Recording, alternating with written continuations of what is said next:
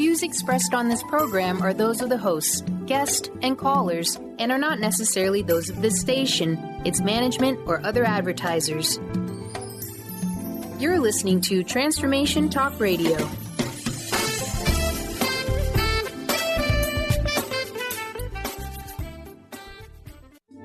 The following audio is via a Skype call. Welcome to Healthy Edge Radio with Amber Thiel. Living with power, passion, and purpose. Amber has dedicated her life to empowering women to honor and love their bodies. As founder of The Healthy Edge, she is now bringing her message to the airwaves. Tune in for breakthrough, empowerment, and education on how you can love your body, feel amazing, shift your mindset, and create real, lasting results. This is an opportunity for you to learn, grow, heal emotional blocks, and transform your lifestyle. Healthy Edge Radio starts now.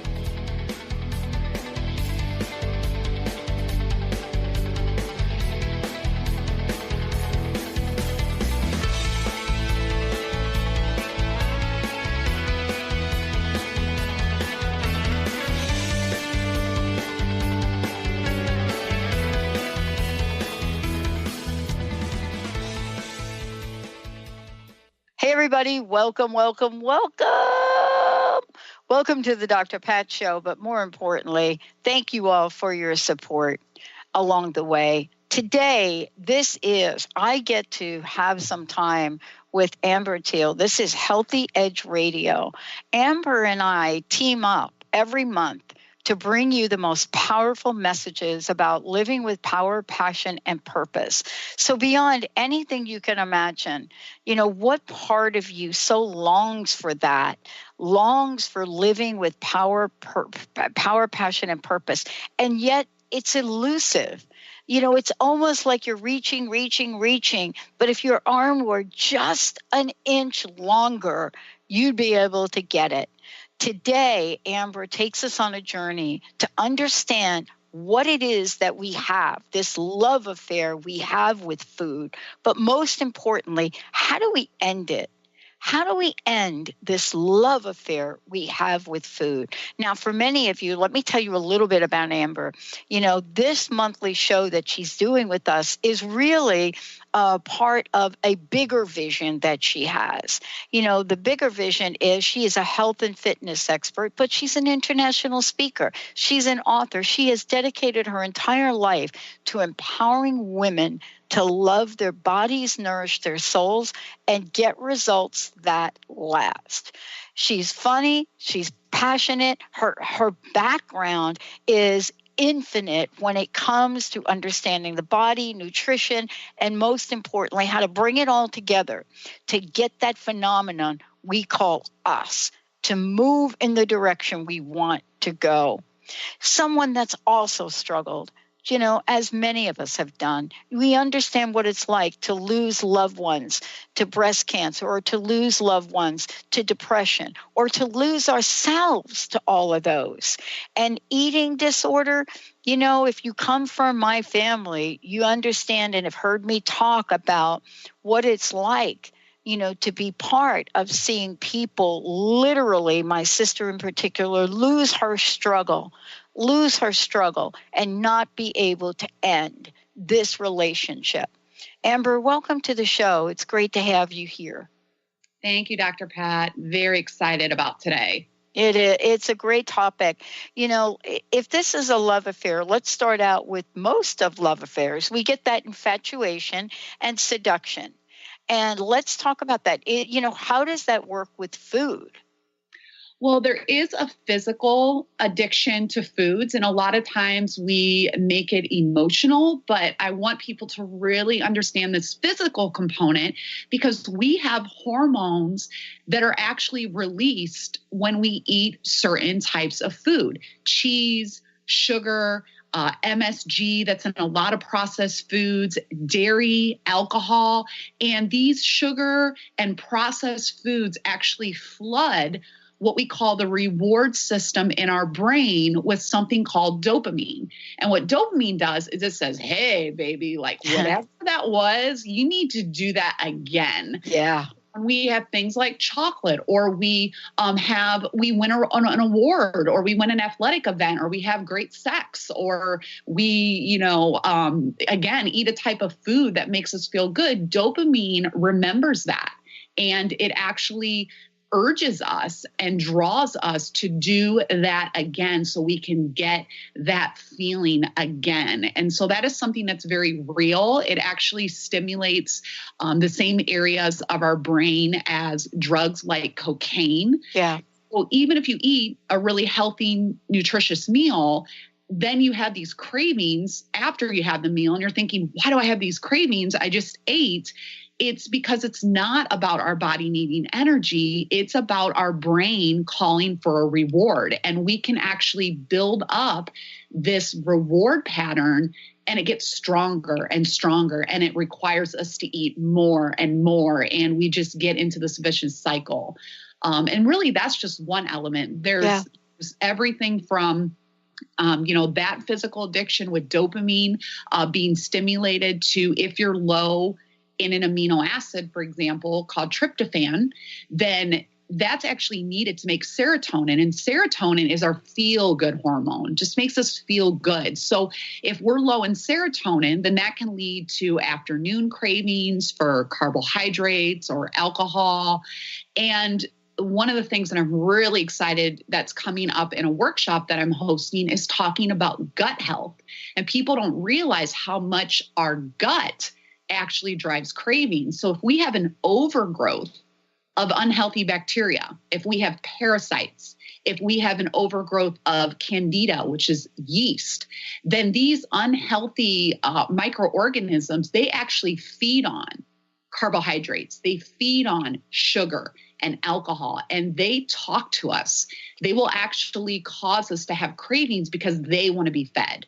And so when we have this overgrowth, which a lot of people do, it's very, very common. People don't even realize the effect that their gut health has on everything from cravings to appetite to calorie extraction to metabolism of fats and sugars. I mean, all these things are affected. So if you've had, a lot of years of just not eating really healthy food, you probably have a proliferation of some unhealthy gut bacteria. And unfortunately, if you decide to go on a health kick and you cut yourself off from those foods, as the bacteria is dying because it's not being fed, it'll actually secrete chemicals that make you crave it even more, to the point that you feel like you can't resist it. And that's their last ditch effort to basically get you to eat it, which a lot of people give into, and then the cycle just starts over again. So those are just a couple examples of what can be going on physically that can lead us to feeling this addiction to food. Yeah, I mean, this is the kind of thing that was just a special on television about heroin addiction. And, I was really interested. I watched it. I think it was on 60 Minutes. And what they basically described is what you just described, and the way the brain works, and how it is triggered by certain foods in certain ways and certain behaviors. And so, we really are talking about an addiction of unprecedented proportions. I mean, the statistics just keep coming out on this, Amber. We're not just talking like a handful of people here. Oh yeah. And one of the things, and this is a topic that I kind of try to walk on eggshells a little bit, but yeah, give it to people straight, is about gluten. Gluten actually, they say that every person has some inability to some extent to digest gluten. And what happens is, if you have an unhealthy gut, then these bad bacteria, they start to secrete these chemicals, and we start to lose the integrity of our gut lining. So that means that we now have gaps. And when we have gaps, we allow things that should not be allowed into our body. And one of those things is undigested particles like gluten. And so when the gluten particle gets into our body, it has morphine-like consequences. Like, your body feels like this high. And so that is why we want more gluten. That's why we want the bread. We want the pasta, the crackers. It's such a difficult type of food to give up. And so I have celiac, so I understand gluten and choose to give it up. However, Other people may not think that they have an allergy to it or they have bloating or constipation, but if you feel drawn to those carb-like foods, it could possibly be that this gluten is getting into your body and is having these morphine-like properties that cause us to crave. And it's just on and on and on. I mean, these are just all little examples, but they're all interrelated, but they could all be working in people in different ways. So it's a hot topic. Well, and part of this is understanding, what it does to our lives in general too. And that's what we're going to take on and talk about today. It's looking at, is my food seducing me? And, what do I do with that seduction? Is it always showing up in the calories? And that's not necessarily true. So how do we get to the root of our self-sabotage? That's what we're going to talk about next. Amber Thiel's in the house. But before we go to break, would you please let folks know, first of all, how can we find out more about you? And then also, you've been putting up a number of really amazing posts.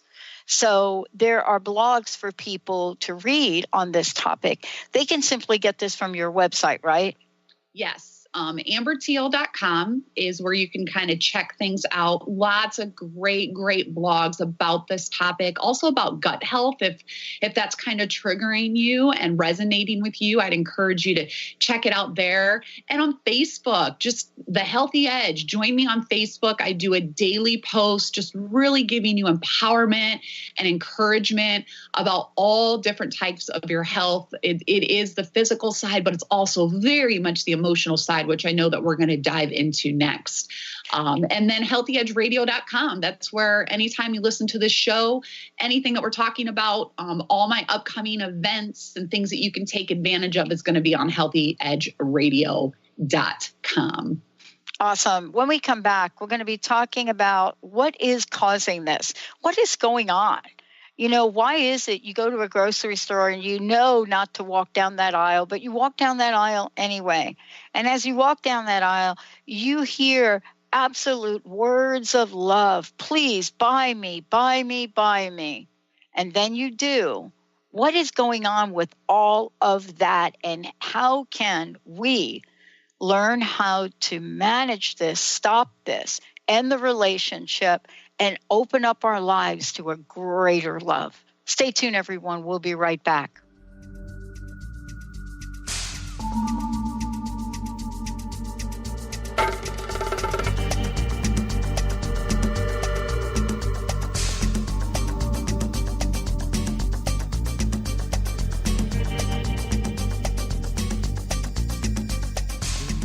Are you struggling in a relationship and deeply craving some tools and support to get things back on track? Do you crave having a loving, compassionate relationship with Mr. Right, but always seem to pick Mr. Wrong? Well, Sarah Luce can help. She's created a 4-week online course starting September 28th that will teach you how to shift your energy and behavior to have new transformative outcomes. And you're going to get a personal one-on-one session with Sarah to ensure you get powerful, personal results. Sign up today at sarahluce.com.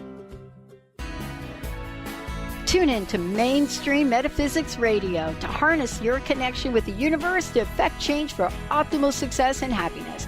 Named one of the country's top psychics, Eve now brings her insights and gifts to this weekly hit call-in show, joined by visionaries, leaders, and gifted others, but mostly you. Jot it down, Thursdays, 10 a.m. Pacific, 1 p.m. Eastern on TransformationTalkRadio.com. Did you know that all of the shows on the Transformation Radio Network are available as podcasts to stream or download? Really? Check us out. Go to transformationradio.fm. We have business shows, spiritual shows, energy healing shows, and pretty much everything in between. Something for everyone, guaranteed to inspire, educate, and transform.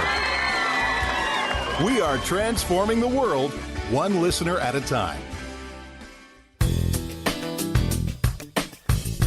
Gain powerful insight and practical tools to support you on your spiritual journey.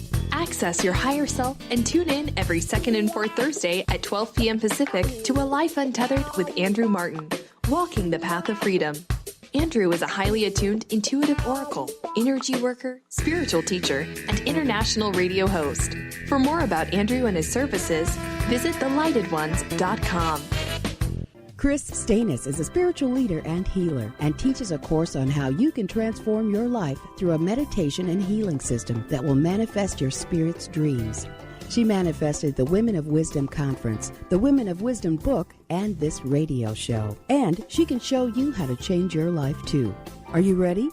Visit the website and contact her at voicesofwomentoday.com. That's voicesofwomentoday.com. Discover the healing medicine from the giant monkey tree frog Cambo. Cambo practitioner Ginny Rutherford and professional psychic Todd Rolson have come together for lively discussions of alternative healing medicines from the Amazon. Ginny and Todd bring you Cambo Talk Radio. Tune in each Monday at 1 p.m. Pacific to hear from guests all over the world with real life stories and the medicinal benefits of Cambo. For more information, visit cambokiss.com.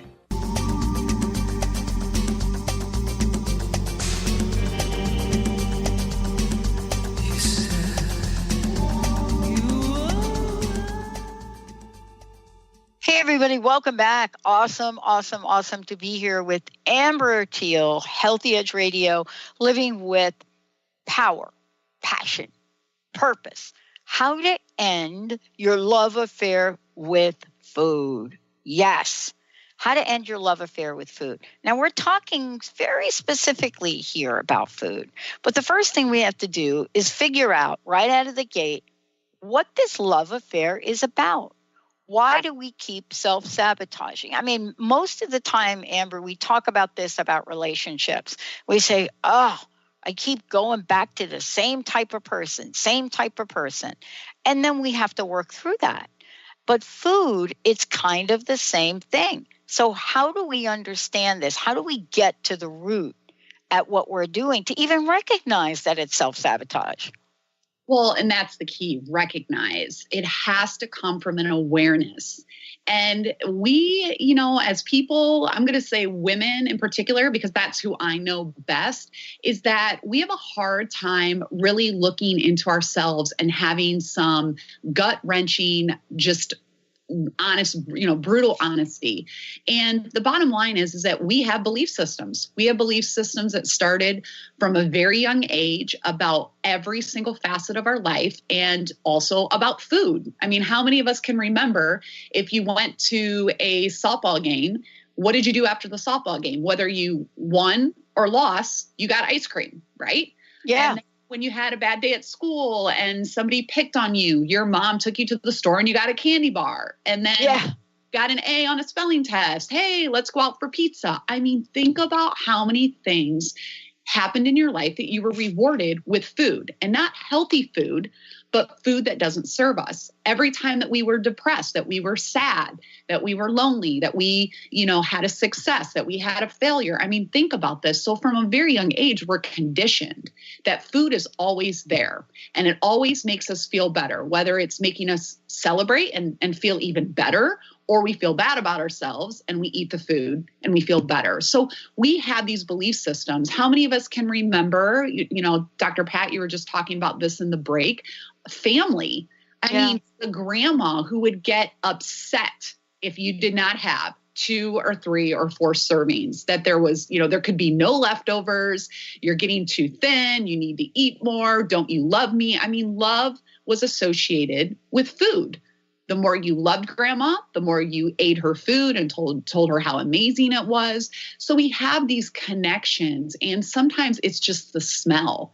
The holidays are coming up and you just think about the smells and you start to get nostalgic and you start to get these memories and you start thinking about people. So it is absolutely obvious that there's going to be an emotional connection along with this physical connection that we just talked about in the first segment that is making it even more of a lure and an affair. So we've all had those bad relationships, right? I don't know about you, but I've had the relationships where the guy just wasn't good for me. But for some reason, that was the toughest relationship to break up with. It's like as soon as you thought you were getting power, you would see them at a party from across the room, and then everything would like flood back in. Right. You're not going to indulge, but then before you know, you're flirting, and then you're like, oh my gosh, I'm just like wrapped right back into it. And it's the same thing with food. It's like we break up for a while. We know that we can't be around each other, but then as soon as you see it, you start to have these feelings again, and then boom, you indulge, and it's just like that unhealthy relationship. It takes you right back to the place that it feels so good in the moment, but it makes you feel oh so bad about yourself. Yeah, and this is really the dynamic of this, and then we tell ourselves we can't have something. And so then we get into that relationship where I want it, but I can't have it. I want it, but I can't have it. I want it, but I can't have it. And we don't have a replacement for it. And it is like when we think about, most things that we desire and we know are not good for us. How do we, address this issue of understanding, now that I understand sort of the root of it, how do I now wrap my brain around why this is not good for me? Why sitting there and eating an entire giant bag of some kind of potato chip may not be the best choice? Well, it starts with the honest truth. Belief systems are not true. Belief systems are only true to us. They can be changed. But the truth is that food has never, ever, ever solved one of your problems. That's the truth. And if you hold on to that truth, food will never solve my problems. As a matter of fact, the food has probably either caused more problems or whatever problems you're dealing with has probably made it worse. And we don't live in that reality. We live in the reality of the moment of the binge.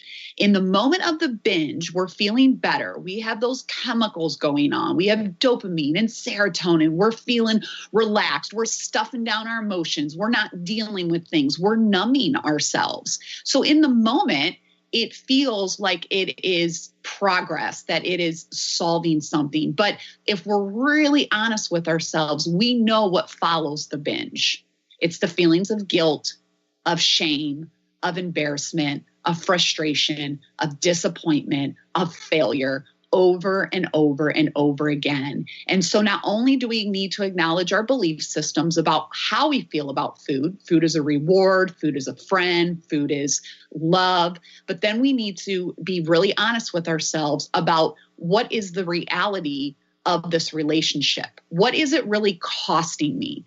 Because until we go to that place, we're going to continue to live in the moment, which a lot of us sometimes do, of just that euphoria, not thinking of the consequences. And so we have to understand that. And for me, one of my biggest things was I had a belief system that if I didn't numb myself with the food and the alcohol and the binging and purging, I struggled with bulimia for years. If I didn't have those coping mechanisms, I really thought that the unresolved emotions from my mom dying when I was 23, my fiance cheating on me 6 months before my mom passed away, so having that relationship come to an end and going through that time alone without his support, I thought that those emotions would kill me. So I did everything to numb them, anything to not feel them. And food and alcohol were very, very handy in the moments that I felt those emotions bubbling to the surface. The truth is that those emotions wouldn't kill me, because when I did go to those places and I did deal with those unresolved emotions, that's where I found my power. That was where my power was. That's where my strength was. It wasn't weakness. It didn't kill me. It didn't take me down into a pit of pity and depression that I never escaped. It was where my strength came from. It's where the healthy edge came from. It's where my passion comes from. And so being truthful with yourself that those emotions that you don't want to feel, that those foods are helping you get through, they are not going to kill you. That's where your strength is. If you want to find power to overcome emotional eating, let yourself feel those emotions. And I know we're going to talk about that in a segment, but like that's the key. And that, my friend, is the honesty and the truth that food has never solved a problem, ever. You know, one of the things too, though, you mentioned, I want to get back to it because I think it's super important, Amber. It is this idea of cause and effect, but it's even beyond cause and effect. It's actually like, Pavlov. It's actually like stimulus and response. Mm-hmm. It's more like that, isn't it? Where, the stimulus, sometimes you just have to mention something.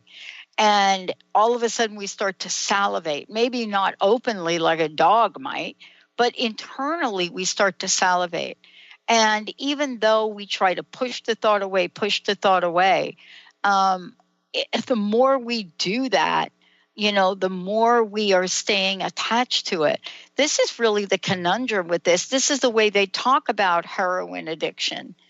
And the latest information is out about that. But we're not really talking about the food addiction that happens.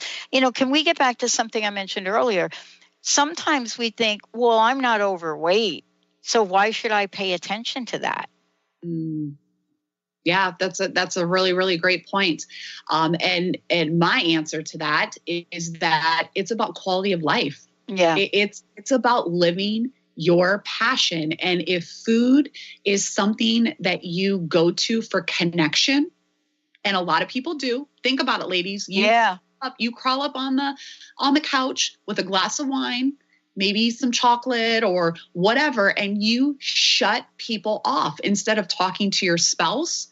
Maybe there's things that you should be discussing. Instead, we're crawling up with food. We're cutting off our relationships. We're cutting off our, ability to give more to the world. So even if you're not overweight and it doesn't bring, that into your world of like looking in the mirror, not really loving your body, if it's suppressing some part of you, if it's how you deal with stress, how you deal with loneliness, how you deal with rejection, you're not dealing with those things. You're simply covering them up because, again, food doesn't solve anything. So those things will continue to manifest with more food or with more alcohol or with more isolation or with more control, because these things turn into other things. It's not just the food. Then it goes into, now I'm controlling my food. Now I'm isolating myself with food. Now I'm coping with food. And all of these things disconnect us. They disconnect us from our creator. They disconnect us from ourselves, and they disconnect us from people around us, regardless of what the scale says. Absolutely. When we come back, we're going to talk about emotion. Why is it so much has been spent in the last decade now on emotional intelligence, emotional dissonance, emotional? And what is it that is so misunderstood about emotions? Let's just be very, very clear here. We are not saying not to have emotions/feelings. But when we come back, there is a difference between feeling stuff and emoting them. Stay tuned. We'll be right back.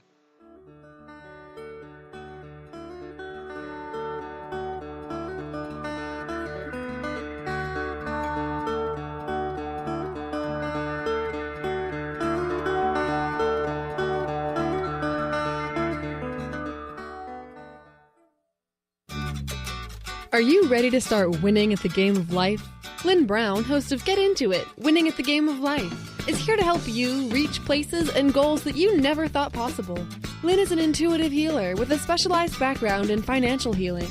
She combines her intuitive nature and her wholesome approach to financial planning. To learn more about her financial planning services, contact her personally at intuit.com.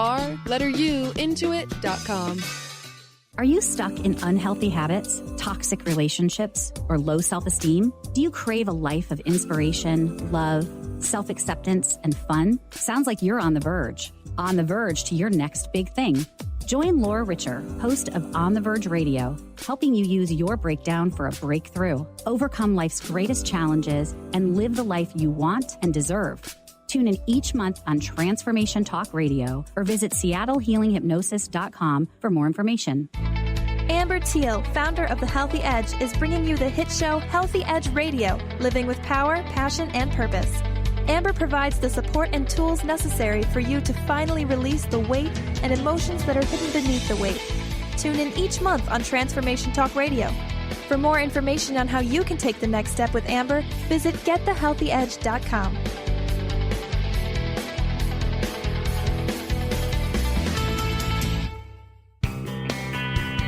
Live your magnificence, for the love of joy is a precious gift offered to us by Robert Schoenfeld, host of the Art of Powerful Living Radio. He takes us on an incredible 30-day adventure to expand our minds and hearts with the nectar of life, love, and joy. This book will help you bring more joy, love, health, abundance, adventure, romance, and magnificence into your life. Tune in to The Truth is Funny with Colette Steffen each Wednesday at 8 a.m. Pacific, 11 a.m. Eastern on TransformationTalkRadio.com. This hit show will have you thinking outside the box and riding the wave of infinite potential. Join Colette on the Higher Self Network, inspiring listeners to shine their brilliance and ensure success while roaring with laughter as they recognize the humor of the giant cosmic joke. Visit thetruthисfunny.com. Calling all moms, it's time to awaken your vibrant, intuitive, loving self in every area of your life. Join host Debbie Pokornik as she shares thoughts, stories, and tools to help you stand in your power. Listen to Vibrant, Powerful Moms helping everyday women create extraordinary lives. Mondays at 2:30 Pacific, 5:30 Eastern. For more information about Debbie, visit empoweringenergy.com. That's empowering with letters NRG.com.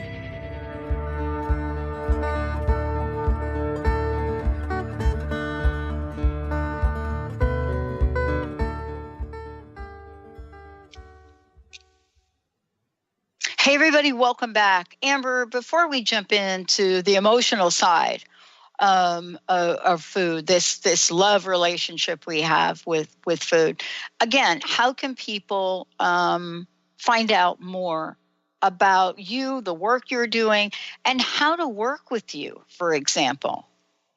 So at amberthiel.com, you can see everything we do at the Healthy Edge. And that's everything from an intensive 8-course program with personal coaching, which is really women that are just there. They know that they need support and accountability. Mm-hmm. They've tried to do it for years on their own. They know that it's more than just a physical connection to food. It's emotional. We really help people to break down and break through so that you can have true healing in your relationship with food and just have a more powerful and passionate life.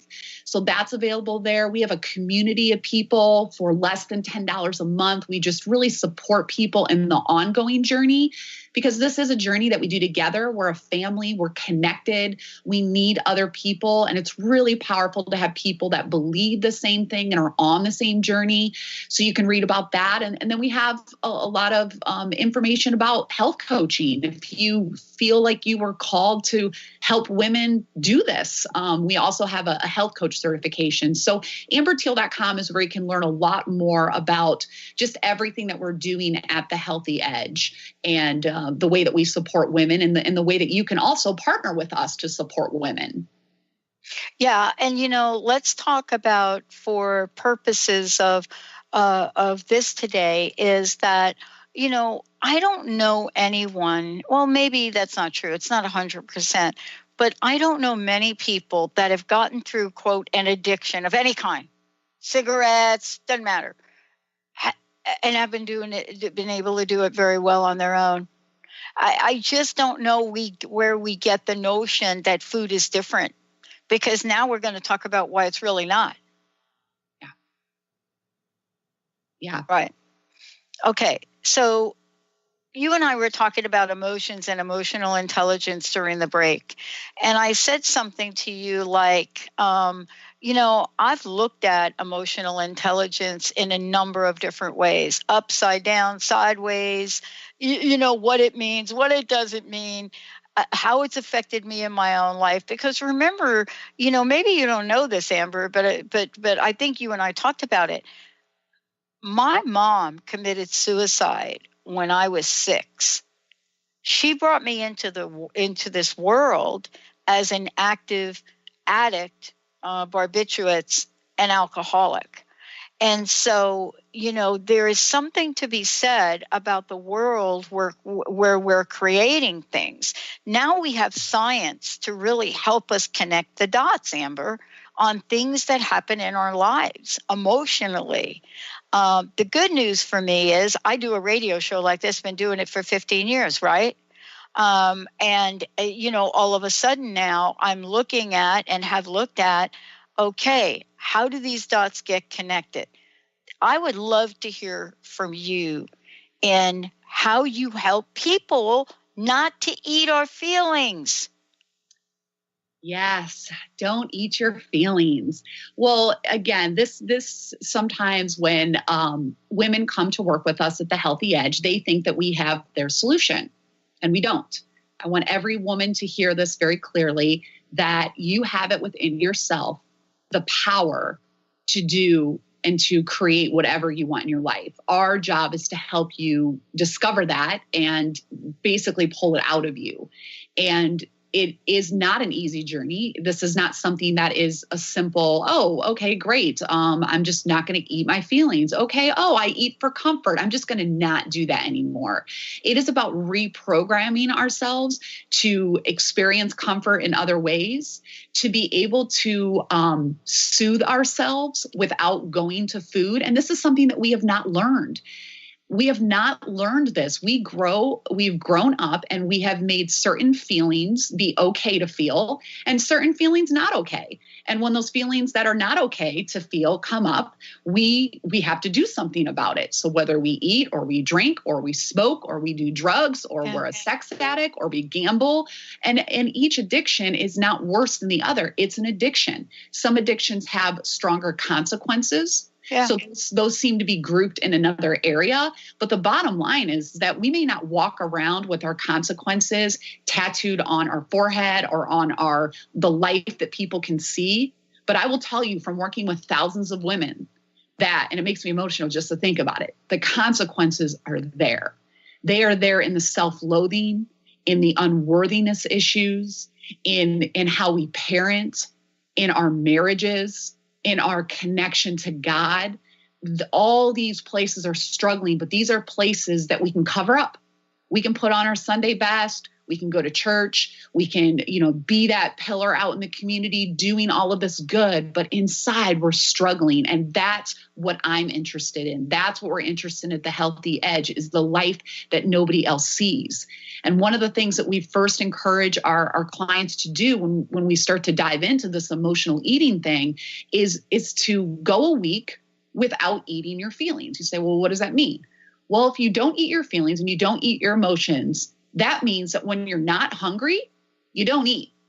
Most of the time we're grabbing food when we think we're bored. There's just not anything else to do, or, I'm just craving something. But what if you didn't grab that food? What if you didn't grab that glass of wine? What would happen? Some people have never challenged themselves to do that. Yeah. And I'll tell you this, some people, there is this buildup of anxiety just around not going for the food that you've always gone for or the glass of wine that you've always gone for. And so there's this feeling of anxiety. But once the anxiety goes away, something else may come up. It may be sadness. It may be fear. It could be anger. And when that moment comes up, that another emotion comes up, not the craving, not anxiety, but another emotion, what I want you to do in that moment is I want you to not judge it. You don't label it in the good or bad category. You just feel it. You close your eyes, and if tears are running down your eyes, that your cheeks, that's fine. If your fists are clenched, that's fine. But just shut your eyes and ask yourself, where do I feel this emotion? Do you feel it in your heart? Do you feel it in your chest? Is it in your stomach? Is it somewhere else in your body? And then try to bring a visual. What does it look like? Is it big? Is it small? Is it dark? Is it light? And what this does is it detaches the power. It's just a feeling. It's just an emotion. It has no power unless you give it power, unless you tell a story around it.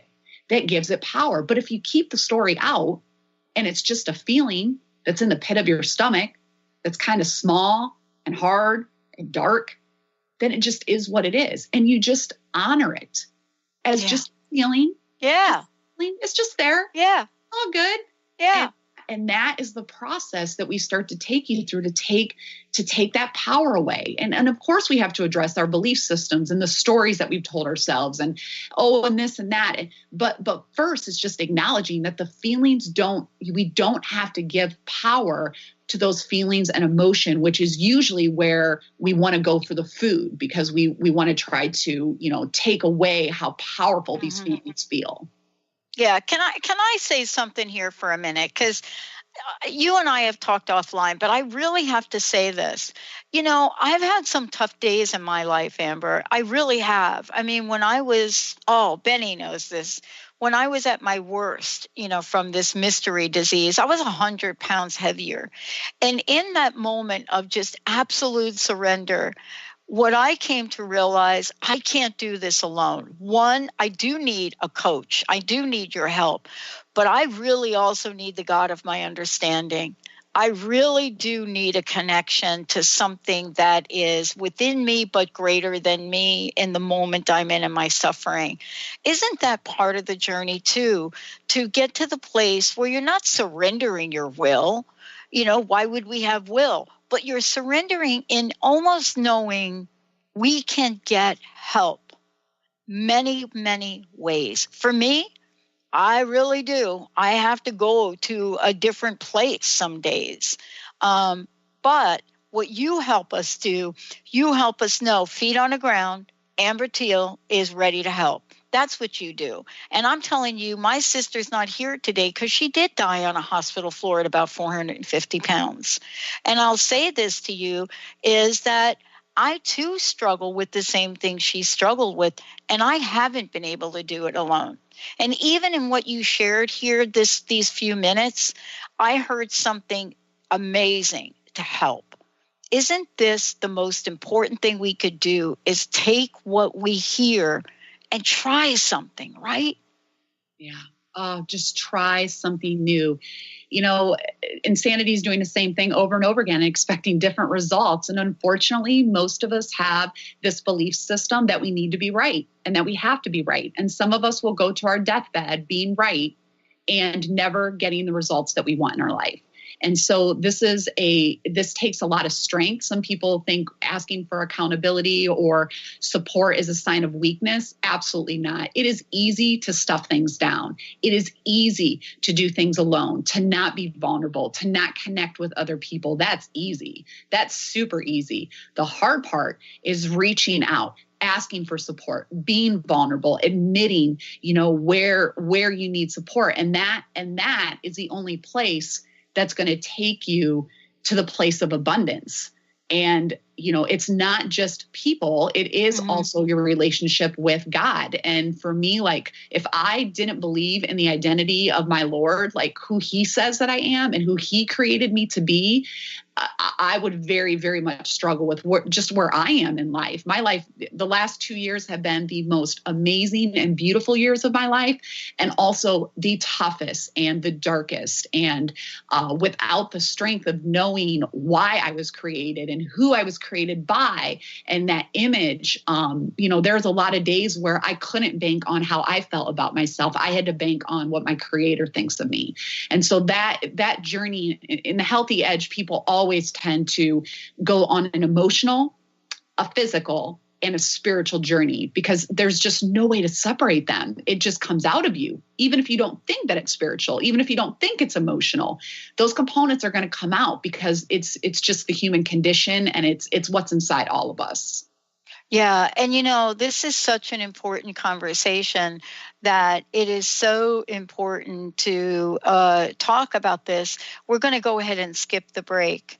Let's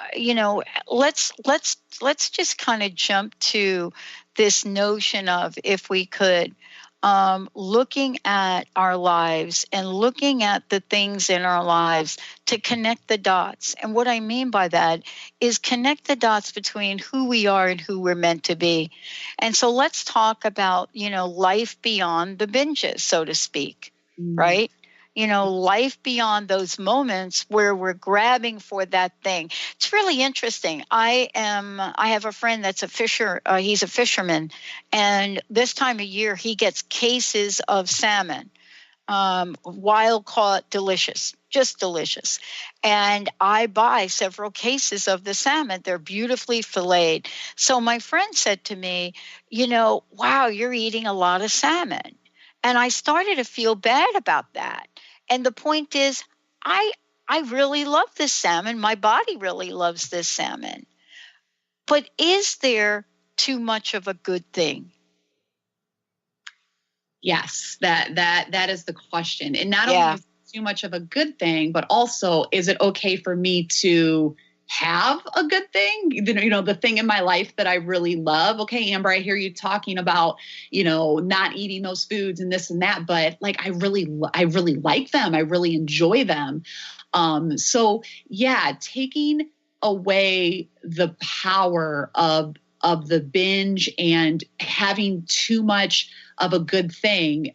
Let's kind of start. There's so much here to unpack, but let's start with at home.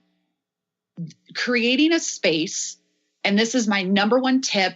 If you hear me speak on the radio, in person, one-on-one, I will always, always, always give you this tip.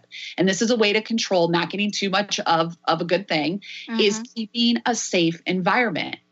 When you bring in foods that are alluring to you, that lead to you to feel guilty or shameful after you binge on them, whether it's ice cream or wine, if you watch your kids eat snacks that make you cringe because they're going to be eating dinner in 30 minutes, or you just had dinner and now they're grabbing the cookies and the chips, or you watch your spouse who's 40 or 50 pounds overweight, who doesn't feel good, and maybe you're not really attracted to them anymore, and they're eating all this yucky, gross food that you brought into the house. Keeping your home environment should be a safe haven for you. It should be a place that you don't set yourself up to fail. It should be a place that you don't require willpower or motivation, because those two things, if you're depending on willpower and motivation to stay out of your pantry or out of your freezer, you're setting yourself up to fail. And some of you have a belief system that you're a failure. So every time you fail and give into that food, you just get to prove to yourself once again that you're a failure. So if you get it out of your environment, it doesn't mean that you can never have it. It doesn't mean that you can never even bring it into your home, as long as you have a plan. Like tonight is pizza night with the family. So you bring in just enough pizza to have the pizza and, have a side salad on the side or whatever, and have those indulgences in a safe environment. So when you feel those uncomfortable emotions, when you feel the feelings of loneliness or boredom or whatever you attach to going for the glass of wine or the ice cream or the food that doesn't serve you, it's not there.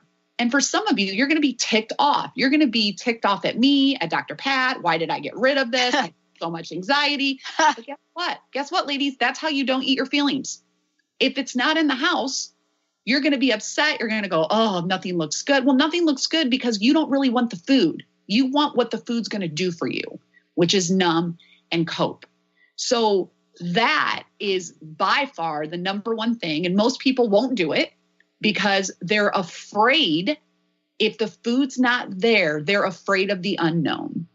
They're afraid of what the emotions are going to do to them, not having that safety net. And I just want you to see that's how much power the food has over you. So you want to take away the power of the food, you remove the food from your environment. Absolutely. So that's huge. Absolutely. I love that I buy the salmon by the case for my friend, and I'm actually going to get some more. And, two things I've noticed about this now.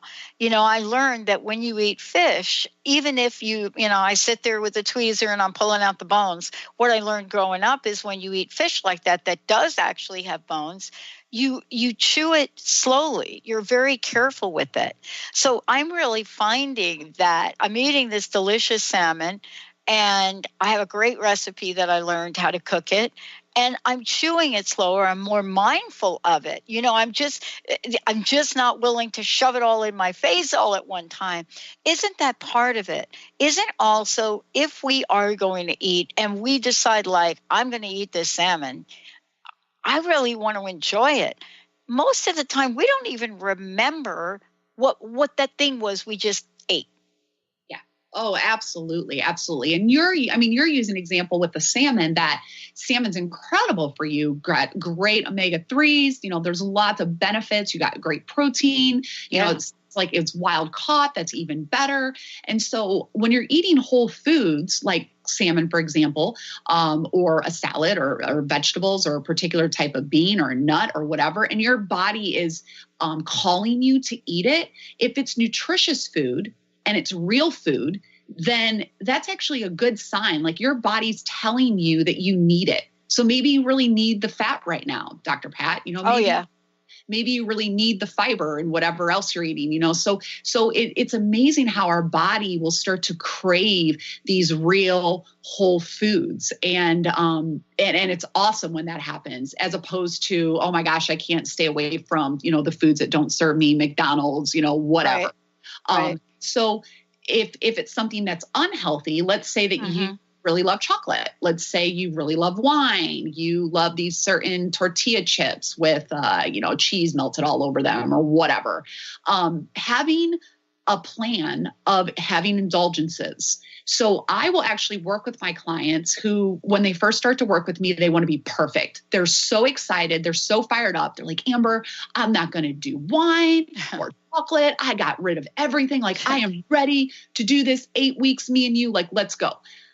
I don't want my clients to do that because it's not real. It's not realistic. So I will actually challenge them, as I'm challenging you, if this is firing you up to get things out of your house and to eat more whole foods, is that I want you to be imperfect, because perfection is the lowest standard you can hold yourself to, because it's impossible to achieve.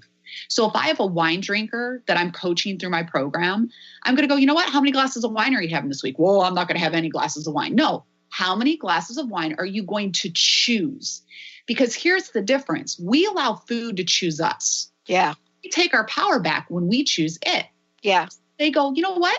I'm going to have 2 glasses as opposed to drinking 2 bottles. Yeah. And I'm like, great. So when are you going to do that? Some people like to plan it. You know what? I do it on Friday night and Saturday night. Other people like to be able to be spontaneous. You know what, Amber? I don't know, but I'm going to, if I feel like it, I'm going to do it. I'm going to allow myself 2 glasses. Putting those indulgences into your week will allow you to feel deprived. We all have an inner 2-year-old inside of us. We do not want to be told what to do. We don't want to be told that we can't have something. So if it's a latte, don't have it every day. You know it doesn't serve you when you have it every day. You know it's choosing you when you have it every day on your way to work. You're not in control of that decision. The latte is. But if you say, what, 2 times a week, I'm going to do it. Then you have the power. And that, my friend, is when you eat it slower, drink it slower. You're like, oh. And enjoy it. I mean, this is when you enjoy it. Now you have something coming up on October 14th, and I know we've got about 2 minutes left, but I want to make sure that folks know Designed to Thrive. Do you have the guts to be healthy? Tell us about this, and how can they find out more about this? So this is October 14th. Yes, October 14th. And if you can't attend live, no worries. We will send you a recording if you want to register. This is the 3rd year that we've done this workshop. It's all about gut health. So we take a deep dive into the world of gut health. We look at the connection between the health of our gut and everything from how many calories we extract from our food to our metabolism, cravings, appetite, immune system, autoimmune diseases. We talk about all of those links. And then we talk about the steps to healing our gut and how to really keep our gut in a healthy place. And so it's going to be everything from education to demonstrations. I'm going to be giving bonus videos on how to make your own kombucha and the basics of cultured vegetables. Now, some of you, that's going to be way too intense, but I will say that after you hear all the information over the 3 hours, you are definitely going to be fired up to really honor your gut. Our bacterial cells outnumber our human cells 10 to 1. 10 to 1. We're actually more bacterial than we are human, but we don't understand the world of our microbiome. And so I want you to understand it and have really practical, simple things that you can do in your own life. That's not just going to help your gut health, but it's going to help your mood, your energy, your weight release, all of it. And so, and change your life. It can change your life. Absolutely. That's why we do it every year. Yeah. And so I love it. We have an early bird special. It's only $19. You get the recording, the notes. We're going to give you recipes, bonus videos, and all of that can be found at healthyedgeradio.com. And then we also have information on our website at amberteal.com as well. You've been listening to Healthy Edge Radio with Amber Thiel, living with power, passion, and purpose. If you've missed any part of this show, you can download the podcast at getthehealthyedge.com. Tune in live each month as Amber Thiel, founder of The Healthy Edge, joins Dr. Pat to create amazing conversations that will empower and inspire.